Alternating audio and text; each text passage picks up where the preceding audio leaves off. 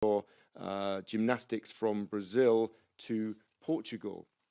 Following the disqualification of 2 athletes from London 2012 weightlifting competitions and the changes of the official results by the IWF, the International Weightlifting Federation, the EB decided to reallocate the medals and diplomas and medalist pins. In the men's plus 105 kilo category at London 2012, the third-placed athlete was disqualified by the IWF, and the bronze medal has now been reallocated to Sangwon Jeon from Korea. And then also today, the IOC EB received information from the IOC Ethics Commission related to directives concerning the IOC president election. I'm going to read you the statement which was delivered to the IOC EB by the Chief Ethics and Compliance Officer, and I'm quoting. The directives are currently being reviewed. As mentioned during the IOC session in Mumbai, the principles which applied during the 2 previous election processes will remain in place. Considering the new media, social media and digital landscape, the text will be updated accordingly. The 2024 version will be finalized by the IOC Ethics Commission during its next institutional meeting before the Olympic summer. The review of these directives is important since there will be an election, as we all know, in 2025, and these rules will have to apply during all future election processes. In relation to the IOC President's decision regarding the election, it is clear that the timing of such a decision may create a high risk of overshadowing the course of the Olympic Games as well as the election campaign itself. Therefore, in order to protect this election process, it is recommended to the IOC President to postpone any such a decision until the end of the Olympic Games. In the event that the Olympic Charter may need to be amended, this can be organised at any time by a postal vote by the IOC members. End of quote. And that was supported unanimously by all the members of the Executive Board today. And the President, following that, and will follow the proposals of the Commission. And I think that statement speaks for itself. I will not have any further comment to make on that. Okay, so let us now turn to James McLeod. And James, you have a couple of issues you want to tell us about. James. Thank you very much, Mark, and good afternoon, good evening to everyone that's online. Today I just wanted to give you an update on the reports that were made specifically related to the eligibility review process for individual neutral athletes with a Russian or a Belarusian passport that the IOC Executive Board looked at, and also a couple of updates on NOC matters, including Guatemala and Afghanistan. The Executive Board today looked at a number of concrete implementation aspects of the decision that it had made back in December last year relating to the participation of international neutral athletes at the Olympic Games in Paris. In particular, first of all, there was an update relating to the sport qualifications for AIN, and there are currently 12 AINs with Russian passports and 7 AINs with Belarusian passports who've qualified for the Paris 2024 Olympic Games. And this is out of the 6,000 quota places that have already been awarded for the Olympic Games Paris 2024. Our experts currently project that under the most likely scenario, 36 AINs with a Russian passport and 22 AINs with a Belarusian passport will qualify for the Olympic Games Paris 2024. The maximum number, which is unlikely to be reached, would be 55 and 28 respectively. These numbers have to be compared as well to the 330 athletes from the Russian Olympic Committee who took part in the Games in Tokyo, and the 104 athletes from the National Olympic Committee of Belarus that took part in the Tokyo Games. And it's important to note that those are the qualification places, but these are estimates for Paris and do not take into account the IOC eligibility review process that I'll explain to you now. The IOC Executive Board discussed the eligibility review process and agreed to establish an individual neutral athlete eligibility review panel to evaluate the eligibility of each athlete with a Russian or Belarusian passport who obtains or who could obtain a qualification place for the Olympic Games Paris 2024 and that of their support personnel. The panel will be composed of 3 members. Firstly, Ms. Nicole Hovertz, IOC Vice President, will be the chair of the panel. An IOC Ethics Commission representative, Mr. Pau Gasol, and an IOC Athletes Commission representative, Mr. Suming Ryu.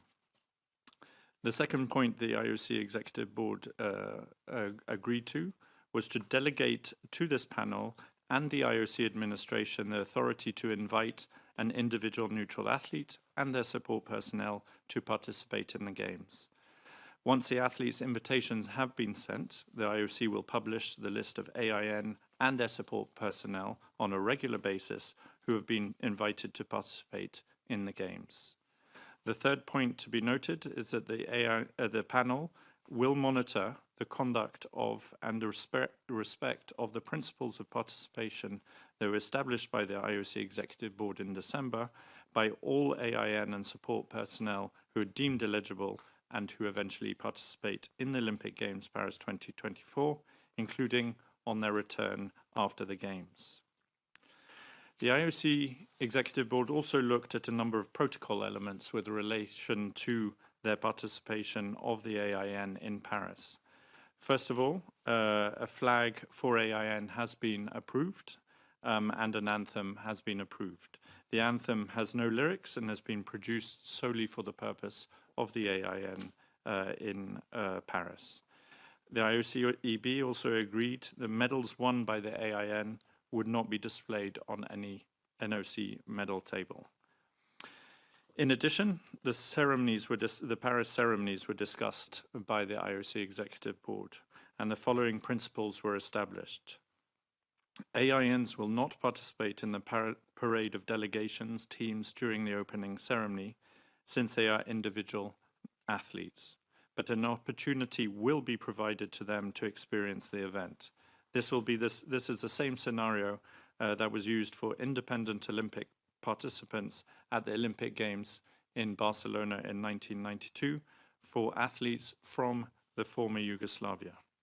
Secondly, a decision regarding the participation of AIN in the closing ceremony in Paris will be taken at a later stage, taking into consideration that not all teams that enter the closing ceremony, but it's more all athletes joining together.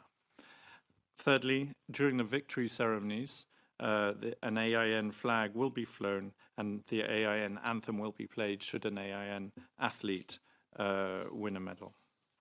So that is a summary of the decision that was made relating to the individual neutral athletes.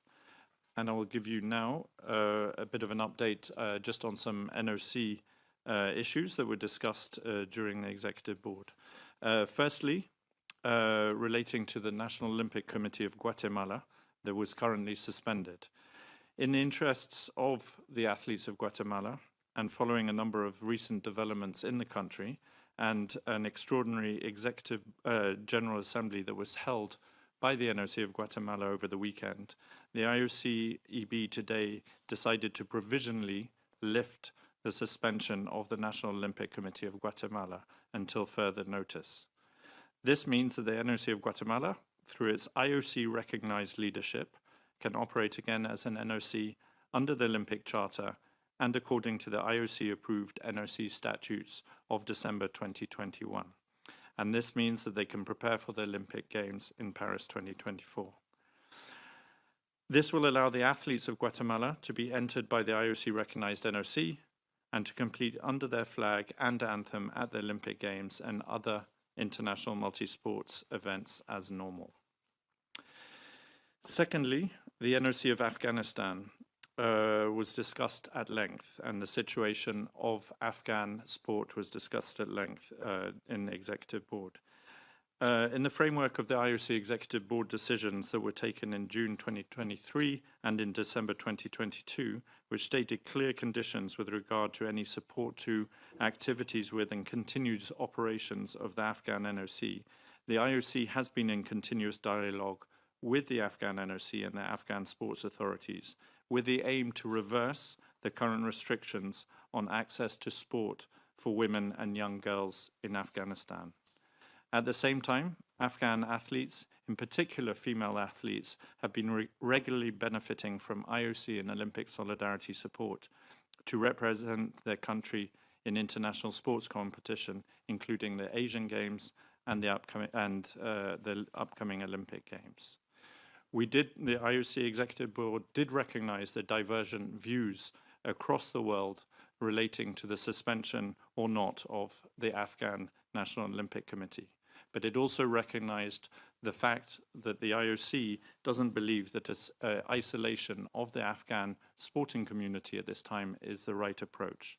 This is based on a number of discussions that we have had with athlete community, Afghan athletes themselves, and in particular their female athletes, who have asked for us to maintain the dialogue with the Afghan authorities to help to address the situation. In view of this, the IOC Executive Board agreed that everything should be done with the Afghan NOC and the international federations concerned to ensure that the Afghan NOC can send a mixed gender team to the Olympic Games in Paris 2024. The IOC-EB confirmed the objective to have that mixed gender team for those games. Those were the two updates. Mark? Thank you very much, James. Let's move over to Kit. Kit, I know you have an important announcement on boxing and some other key issues. Kit, you want to take it up? Yes, thank you, Mark and James, and good afternoon, good evening, everyone. I'll start maybe before coming on to boxing just with an update on the medal reallocation principles that we have in place for Paris. And this is really an athlete-focused initiative, and equally the decisions taken today focus equally on those athletes. You may remember that the medal reallocation principles originally came from the IOC Athletes Commission to provide a real opportunity for those athletes who missed out on receiving a medal at the time of the games in the stadium, and really tried to find a way of giving the athletes themselves the opportunity to choose where and how they would like that medal to be reallocated to them when necessary. That can be an IF event, an NOC event, here in Lausanne at the Olympic House, or in a way of the individual athletes choosing. Today, the IOC Executive Board approved the IOC Athletes Commission recommendation to offer the Champions Park during the Olympic Games Paris 2024 as an additional opportunity to that list for the medal reallocation ceremonies, as an exception to the current medal reallocation principles. You'll remember the Champions Park is in Trocadero in Paris, and it's a celebration on a daily basis of medal winners who receive their medals obviously in the stadium immediately after their competition, but have the additional opportunity to enjoy that engagement and that moment in a public environment in the Trocadero at the Champions Park in Paris. And following feedback from the International Athletes Forum we had on the 1st and 2nd of October last year, and then further discussions with the IOC Athletes Commission, with Paris 2024, and critically with the Paris 2024 Athletes Commission as well, the IOC Athletes Commission today proposed to the Executive Board that, by exception, that opportunity for reallocation at the Champions Park in Paris be extended, and this was fully supported by the IOC Executive Board. And this option will now be offered to those athletes whose Olympic medal awarding has been approved or will be approved prior to the Olympic Games 2024 by the IOC Executive Board, but obviously have not yet received their medal. So we think that's another great way of giving opportunities to athletes to receive that reallocated medal in the best possible environment. And again, an athlete-driven initiative through the IOC Executive Board. Switching now to boxing, as a number of you will know, in terms of the qualification process for Paris, this is based around, in boxing, the 5 continental events last year, largely using the NOC multi-sport regional games, and then this year we have 2 world qualifying events. The first was very successfully completed just recently in Busto Arsizio in Italy, near Milan, to show the importance of Olympic boxing to the NOCs and the athletes. We had just under 600 athletes, 598 athletes from 110 NOCs, plus the boxing refugee team and 2 AIN athletes with Belarusian passports, over 550 bouts, and that makes it one of the largest boxing tournaments we think has ever been run. That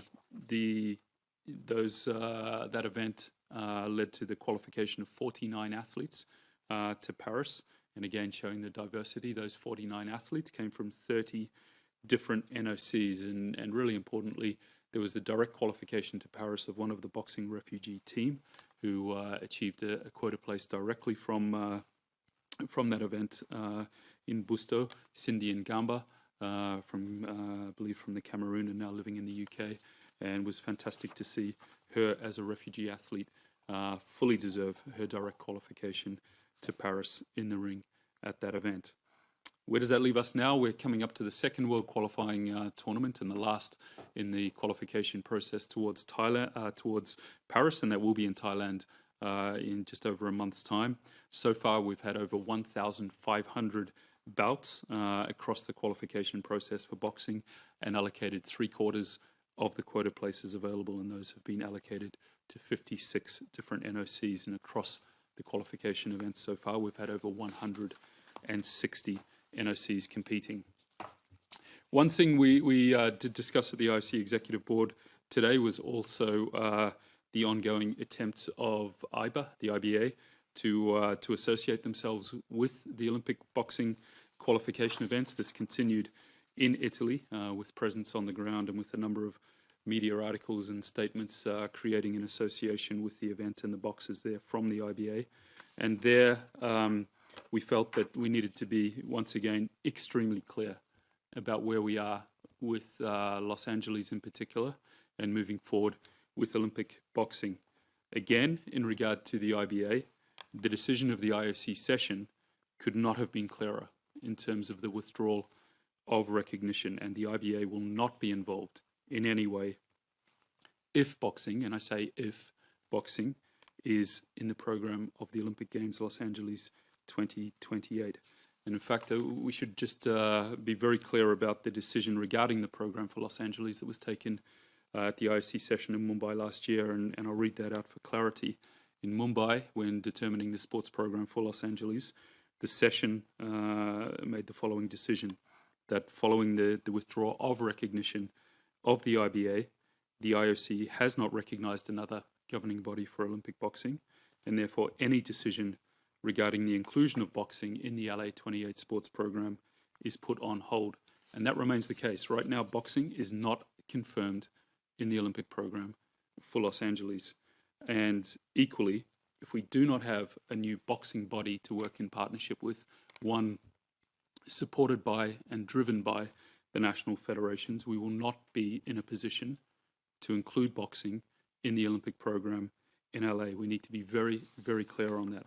And to be absolutely clear, there will be no role for the IBA in Los Angeles if boxing is included, and boxing will only be included, and right now it is not confirmed, it will only be included if we have a new boxing body supported by the national federations and one that we can work in partnership with. So it's up to the federations to drive that change and to work to create a body that we can work in partnership with, because we cannot move forward with this current situation, and we need to have a partner in the boxing world that we can work with, and it's up to the federations themselves, if they want to keep boxing in the Olympic Games, to move forward with the development and creation of that body, so we have a partner to work with to be able to confirm boxing for Los Angeles.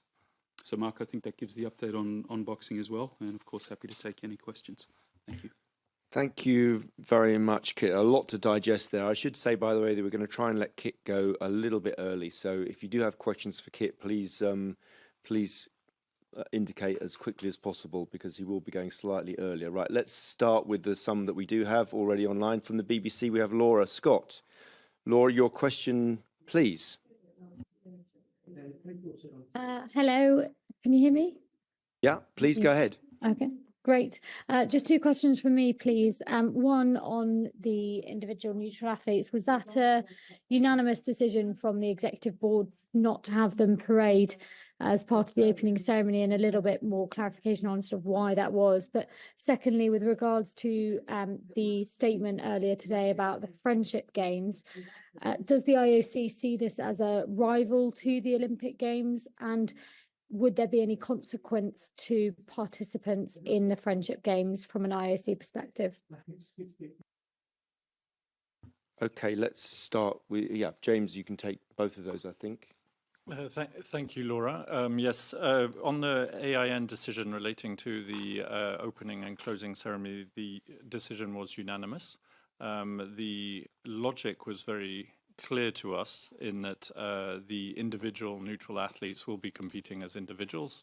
And so, as you know, during an opening ceremony, the athletes parade as delegations or teams. And since there won't be a delegation or a team, that was the main reason behind that. There's also, as I referred to before, a precedent that was set in the 1992 Games in Barcelona, where the former Yugoslav athletes who were competing as individual Olympic participants at the time did not take part in the athletes' parade.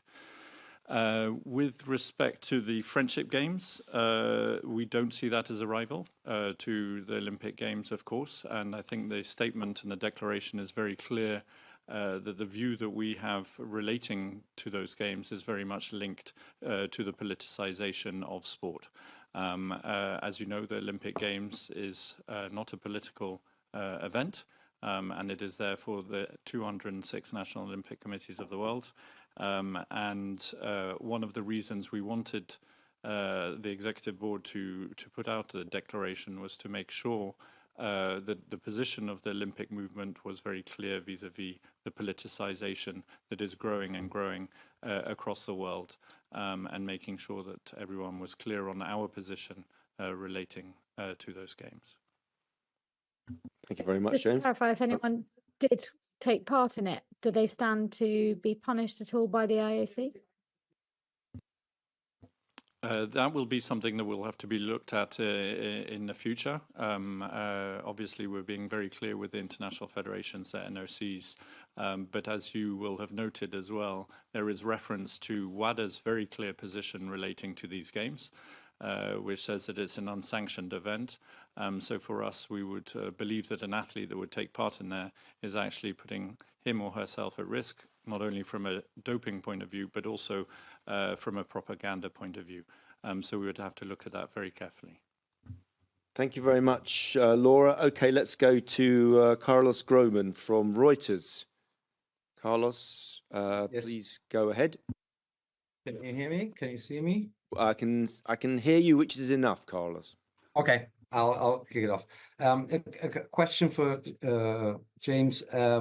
Will the athletes from Belarus and Russia be actually on site, without going into details of the opening ceremony and the parade, but will they be actually be on site for the event, for the parade? Thank you. Yeah, James. Thank you, Carlos. Yes, we will allow them to, we will invite them, and we'll be very pleased to have them to experience the event. The one element that they will not be doing is just the parade of the delegations on the boats in the Seine. The rest of it, we will make sure that they can enjoy the experience. Okay, thank you very much, Carlos. Let's go for Tracy Holmes from, I guess you're in Australia. Tracy, your question, please.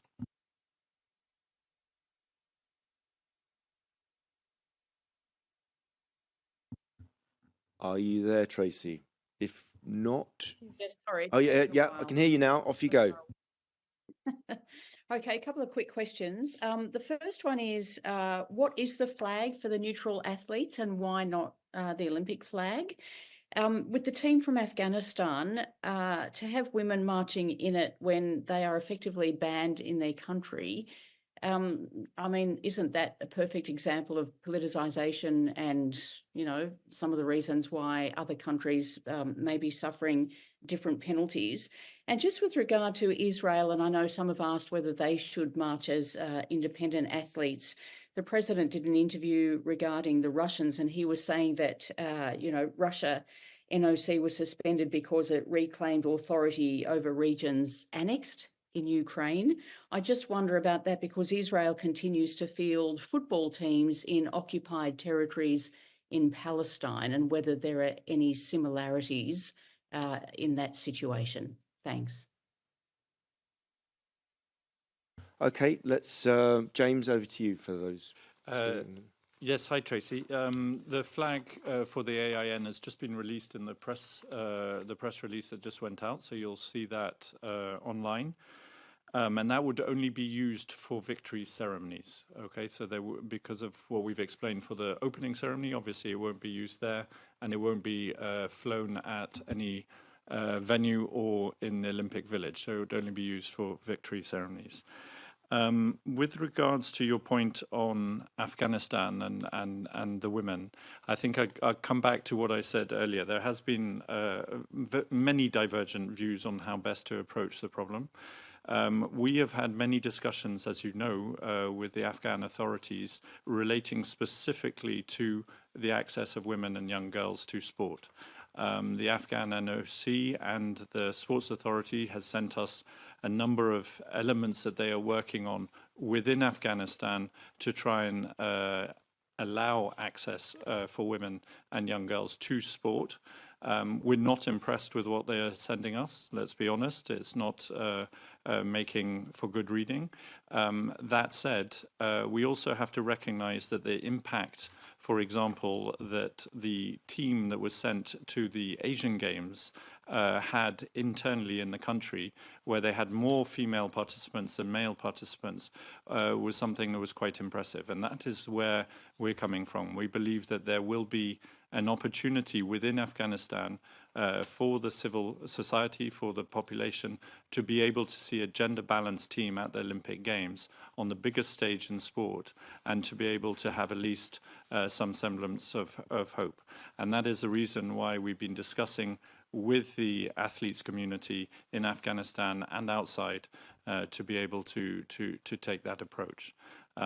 So it is a difficult one, and the IOC Executive Board recognized that, but agreed that the best method to address this problem at the time within our remit is to continue that dialogue with the authorities in Afghanistan, but also to make this statement relating to the Paris Games. Hi, Tracy. And with regard to your last question, your last comment, obviously we have two NOCs, NOC of Palestine and the Israeli NOC, who coexist with equal rights, continue to do that and respect each other. They don't put each other's existence into doubt as NOCs. And I think more importantly, or very important to this, is in a recent case, the Court of Arbitration in Sport made it very clear, and we can all follow this. It said in a recent award, the ROC's reference to the conflicts over the territory of Kashmir, the conflict over territory of Nagorno-Karabakh, and the conflicts in Palestine are misplaced, as these situations differ significantly from the present case. In contrast to the present case, the relevant NOCs did not extend their area of jurisdiction over that of another NOC or outside their own area of jurisdiction. So I think that's pretty clear, and Kaz, I mean, we would follow that Kaz ruling. Okay, let's go now to Robert Livingston from gamesbids.com. Robert, your question, please. Hi there. Thanks for taking the call. A question for Kit. I hope he's still there. But could we get an update on the Olympic esports games? Perhaps if there's any hosts been identified, or what the timeline might be. And a second question. I don't know. Maybe this is a better one for tomorrow, Mark. But the Future Host Commission visit to French Alps, has that been planned yet? And if not, why not? Yes, I'll hand that over in a second. I think on the second question, I will try to get you an answer to that, but I think tomorrow probably is a better time to discuss that, because we actually have the reports from all of the upcoming games then. But yeah, first question, James. Kit. Yeah, thanks, Robert. You're still here, and thanks for the question on Olympic esport. No announcements at the moment. The Olympic Esport Commission, I think, gave a pretty comprehensive update to the IOC Executive Board late last year. The work has continued in exploring that possibility around an Olympic Esport Games, as announced at the end of last year, and building on the announcement from the IOC president in Mumbai. So that work is continuing. You can imagine the number of aspects that have to be considered in regard to those Olympic Esport Games, and even more widely in that bridging between the Olympic movement and the esport community. So that work is continuing, the review is continuing, but no news at this stage to announce. Okay, thank you. Thank you. Thank you very much, Kit. Thank you, Robert. Okay, let's go to Wakako Yuki from Yomiuri Shimbun. Wakako, if you're there, please, let's have your question. I think two questions to James. One is the follow-up to the statement earlier the IOC issued. Is it technically possible for the IOC to give sanction, punish anybody or any NOCIFs taking part in a certain competition? What is the rationale behind it? And second, the evaluation panel, 3-member panel for AIN. What is the timeline when we will know the final number of Russian, Belarusian AIN participants? Thank you. Thank you, Wakako. Nice to see you again. With respect to the Friendship Games, yes, in terms of the statement, I think I answered that earlier. The sanctions, should there be any sanctions to members or organizations within the Olympic movement, would be something that the IOC Executive Board would have to look at in more detail, depending on the severity. We do believe that athletes should have access to competitions, as you know. This is part of a fundamental principle for us. But we're also putting a point of caution around these politicized games. And that was the reason why the statement came out. Whether we would end up sanctioning an athlete, an NOC, an IF, that is for the IOC Executive Board to take a decision on further down the line. At the moment, it's a point of caution. With respect to the eligibility review panel, the timeline's quite easy. It starts more or less straight away. As I had explained earlier, qualified athletes will be looked at by that eligibility review panel, and we know that the qualifications are ongoing. So the panel will meet after each qualification event has finished to be able to have a review of the eligibility of those athletes, and then issue an invitation or not to the athlete and to their support personnel. One thing that the IOC has committed to do is to update on a regular basis a list of all eligible AIN athletes that have been invited to the Olympic Games in Paris. And that list will be updated on our website so that everyone can see that. But really the panel will be operating more or less on a daily basis from now until the Games. Thank you. I'm going to let Kit go in a minute, but let's see if we've got some questions for him. Jonathan Crane from Deutsche Welle. Jonathan, your question, please.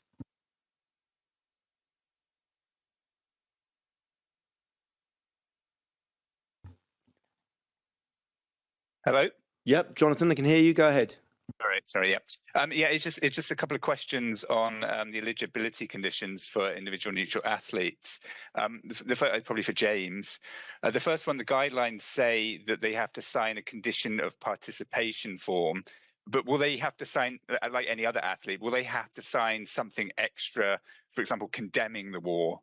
And then John Coates, IOC Vice President, was quoted recently as saying anyone who's prepared out of the Russian military clubs, they're not going.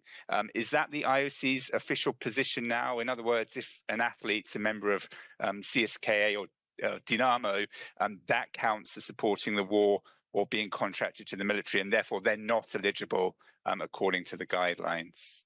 Thank you. Thanks, Jonathan. I think I'll take your second question first. If you remember in the IOC Executive Board decision of last December, the criteria, which were very strict, were put in place, which basically there's two main criteria. Athletes who actively support the war will not be eligible to be entered or to compete, their support personnel as well, and athletes who are contracted to the Russian or Belarusian military or national security agencies will not be eligible to be entered or to compete. So the panel will base their decisions on those principles, and that will be their guiding principles that they'll have to assess each athlete by.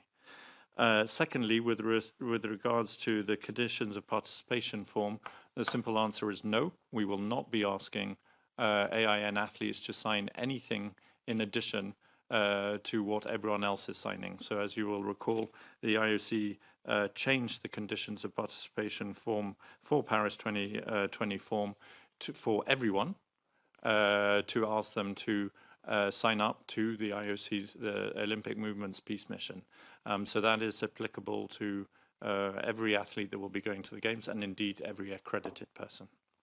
So has John Coates misspoken then? Because he's clearly saying anyone who's prepared out of the Russian military clubs, they're not going. He's specifically referencing CSKA and Dynamo. So is that the position or not? The position on each case will be decided by the panel, not by Mr. Coates. Okay, thank you very much, Jonathan. Let's go to Richard Perlman from the Sports Examiner. Richard, your question, please. Yes, good morning from the California desert. My question is one of each for Kit, if he's still there. What is the timeline for boxing's inclusion or non-inclusion in Los Angeles in 2028? I guess that's the most important one that I wanted to get before he leaves. Yeah, do you want me to ask your second question, and then we'll get Kit to answer the first one? So then we don't have to come back to you. But okay. My other question would be for James, and that is, what is the deadline for entries for Paris? When does it actually just completely finish? Okay, Kit, do you want to take that first one? Yeah, thank you. Thanks very much, Richard. And look, there was no fixed timeline put for that for the next step on boxing. Obviously, planning towards Los Angeles is moving forward. We were there last week, but there's no fixed deadline. What we do need to see is progress, not a deadline as such, but we need to see progress. Progress again from the national federations, making it very clear that they are supporting the development of a new boxing body that we can work in partnership with and they can work in partnership with. And again, that will not be the IBA. And right now, boxing is not confirmed in Los Angeles, and we have to see that change. We have to see that come from the national federations to develop and support that new body that we and they can work in partnership with if we want to keep boxing on the program for LA. But it has to get done, what, a year before in 2027, right? I think it would have to be earlier than that, clearly, Rich, but there's no set deadline or timeline that we've put in place. Okay, thank you. Hi, Richard. Quite an easy question you've got for me there. The end of the qualification process for all sports is the 23rd of June of this year, and the sports entries deadline, which applies to all sports, all NOCs, is the 8th of July. And that is a deadline that's set by the organizing committee. The IFs are aware of it, and that applies to everyone, and it will apply, obviously, to the AIN athletes. So by that time, you'll know exactly who's in AIN. Thank you very much, James, and thank you, Kit, who has had enough and is leaving. So, but if you do have questions, if I've missed you out, then obviously we can, hopefully the press office can deal with them later. Let's go now to Rachel Axton from Sports Business Journal. Rachel. Thanks for taking the time, Mark. I just wanted to clarify and make sure I was understanding the statement you gave from the Ethics Commission correctly. Is that to say that though the charter may change during the IOC session, that should President Bach wish to continue, he wait to declare any candidacy until after the Paris Olympics? And related to that, is there any sort of Ethics Commission review or recommendation expected on any good governance questions around an extended tenure for him? So I think this is answering your question, obviously, from the statement, which is that there will be no decision till after the games, and then a decision will be made after the games. If a charter change is needed, then that can be done by a postal vote. I think that's reasonably clear. Okay. Thank you. And to the second one on the governance, are they reviewing the good governance nature of a potential extended term? Well, we're constantly looking at our governance, so I would imagine for a whole range of areas that everything continues. Governance is a destination. It's not a destination; it's a journey. So I mean, we would continue to look at all of our governance practices. I think would be what I would say to you on that one. Okay, let's go to Konstantin Varvarik from Tribuna.com. Hello, thanks for the opportunity. The question is also regarding the admission criteria, but rather about the international federations. And the question is, will IOC sanction international federations that ignore and don't impose IOC recommended criteria and admit athletes with Russian passports who have clear proof of supporting the war, such as federations of taekwondo, judo, wrestling, and fencing? Yeah, thanks. Thank you, Konstantin. I think the answer for that is quite clear. It would be a no, we will not be sanctioning IFs. IFs are responsible for the competitions that they run, that they own. We have given them a set of recommendations. They've applied that in the ways, the work within their governance structures. We are responsible for the Olympic Games in Paris, and that's what the panel will be looking at. So there should be a consistency across all sports when people go into Paris. Okay, thanks. Okay, thank you very much. I think we're going to take, looking at the clock, 2 more questions which we have up at the moment. Let's take Ashish Sharma from Sport Intern. Ashish, please go ahead and ask your question. Hi. Hello. Hope you can see me and hear me. I can both see and hear you, and it's a lovely vision, Ashish, so please go ahead. Thank you. So my dog doesn't come in and disturb us. Just a quick one to go back to the issue of eligibility. The Ukrainian NOC has already cited examples of athletes from Belarus or Russia who they feel have infringed those criteria. What input would Ukraine have, if any, with regards to that final decision in terms of eligibility? And can you give us a bit more of a background as to the panel and how they will be working in terms of deciding which athletes fit the bill from those 2 countries and which don't? Thank you. Thank you very much, Ashish. For your first question relating to the information that we receive from the National Olympic Committee of Ukraine, but also from a lot of Olympic movement stakeholders, the panel will be looking at every source of information that is possible and that is available to them. So that would include some of the decision making that the IFs will have made, some independent reviews of athletes' eligibility through an independent company that's going to help us monitor the situation relating to social media posts, but also anyone that will send in information relating to an athlete will be considered.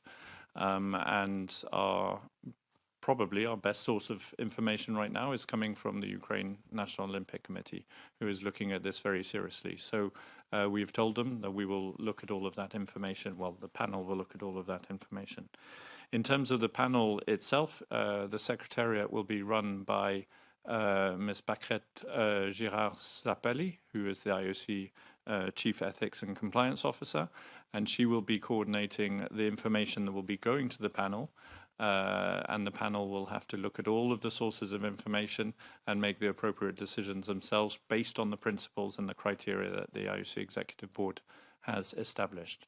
Then Ms. Sapelli will confirm the eligibility or not back to the IOC administration, who will then invite the athletes or not.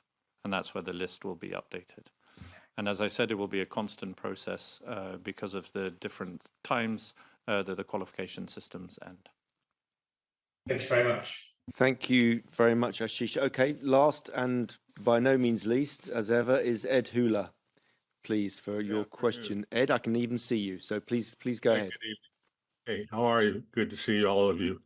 A double question here involving ethics and aesthetics. Ethics and aesthetics. First, in the ethics realm, the status of the file involving Sheikh Ahmad, what's going to happen next with his case with the IOC, and second of all, the anthem that was chosen for the AIM ceremony. Who picked the music and what kind of requirements went into selecting an anthem for the team? Thanks. Thank you very much. We're going to take the last question first, and then we're going to come to where we are with Sheikh Ahmed. So. Yes, thank you, Ed. Nice to see you. So for the anthem was one that the IOC has produced independently because we didn't want to rely on music that was already in the public domain. If you recall, for the Russian Olympic Committee, there was a discussion relating to Tokyo, which involved a piece composed by Tchaikovsky, and that received a lot of pushback. And so in this case, we have decided to produce it independently. We have all the rights to that. There's no lyrics associated to it. But I hope when you listen to it, you will understand that it's an anthem that at least will give the AIN athletes that have won a medal the dignity to be able to listen to something that's quite uplifting. So that's on the anthem. And I'm no music critic, but it seems to work. Thank you very much. And on your first question, I mean, all I can say to you, Ed, at the moment is that is with our Ethics and Compliance Commission. So I can't have it. I don't have anything to add at the moment. It's in process, should we say? But I think it will be sorted out in the kind of short to medium future. But I can't really add very much because I'm not involved in that. Thank you. Okay. Very nice to see you. Thank you very much, everybody, for joining us today. Tomorrow is with the President, so I will see you, not sure exactly what time yet, but we would, 5:30 we're hoping. So stand by your beds for 5:30 and we will be back then. Thank you very much for joining us today. Thank you.